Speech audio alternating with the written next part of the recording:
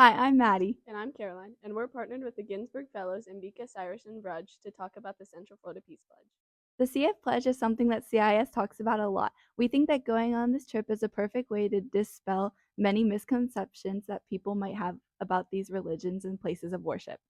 We often pass by these places and think, what is that building? Who goes there? But now that we visited, we can replace those questions with kind memories. We have asked students and teachers to share thoughts and experiences that they got from this field trip. The first question we ask students is, what is one interesting thing you learned about that you didn't already know from this trip? How Hinduism works and the law of karma, which states that if you have good actions and good deeds, you can break the liberation cycle and reach eternal bliss with God.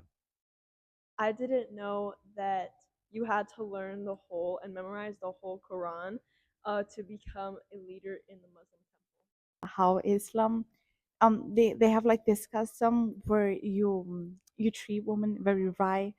Your mother is a very important figure. The second one is, what traditions were most interesting to you? Meditation is a key part in the Buddhist religion. One tradition that I found the most interesting was Arti, which is a Hindu tradition with candles and performances. And the one that I found the most interesting was the Islam 5 prayers in a day. I think is something really good to connect to their God. What I found interesting was the art around the Buddhist temple. It was very delicate, very nice. The third one is, what is something you found interesting at one of the religious sites? I found the statues at the Hindu temple interesting. The Buddhist temple was very beautiful and it had a whole bunch of flowers and paintings all around the walls. And there was a big golden statue of Buddha in the middle. That the Hindu temple believes that your soul will never die and that you come back millions and millions of times in different forms. The fourth one is, how is this different from learning about religions in a textbook? Because we could kind of live the culture and see it in person. And if we were learning it from a textbook, we wouldn't be able to ask questions. It differed from learning just in a textbook because we got to see the temples and their practices and traditions face to face and in person. You have more freedom to ask whatever you want because the people around you know what they're talking about because they live it every single day.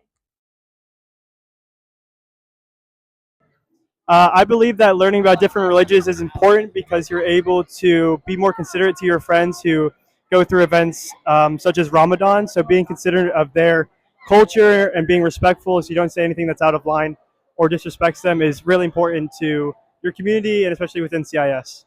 I think that this field trip definitely differed from other field trips that I've been on. I went on this field trip my sophomore year, and something that stood out was it was the first time I was able to interact with a different culture and a different religion.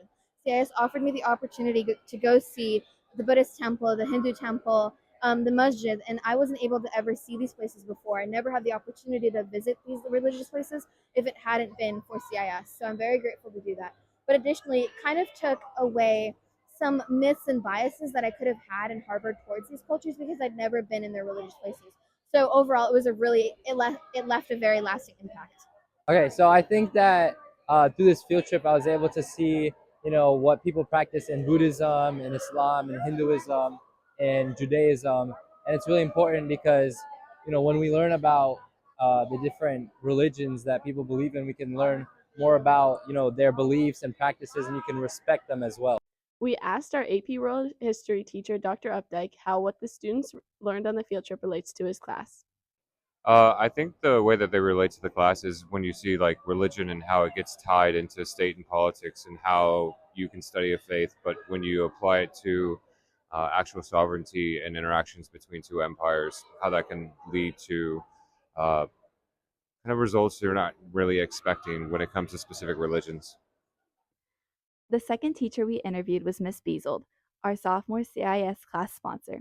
We asked her how she feels she gets a deeper understanding of these religions year after year of going to these religious sites.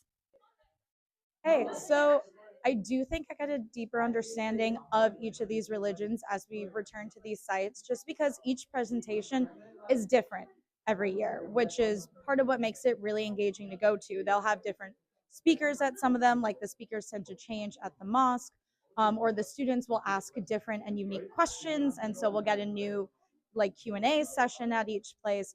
And even just what the speakers want to share tends to change as well. And so it's always interesting to kind of see what they want to focus on the year that we're there, kind of what they want to make sure the kids take away.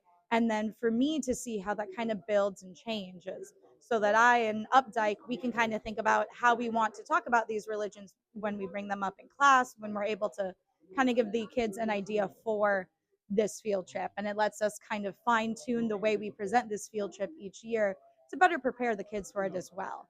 So I think it does a couple of things, allowing us to come back to these places and build these relationships. We asked our CIS director, Ms. Patel, if she feels that this field trip is beneficial to the CIS experience. Absolutely. I think it's beneficial to all students, actually, more than learning about something in a textbook or even on a video, to be present in the moment and go to these places, meet the people. Also, even just smelling the incense in the room or feeling the carpet beneath your feet, trying some of the food at each of the locations. It just brings everything to life, and I think it makes it memorable. In such a rich, diverse community that we live in Orlando, this is just like one stepping stone to being able to relate to others that are different than you.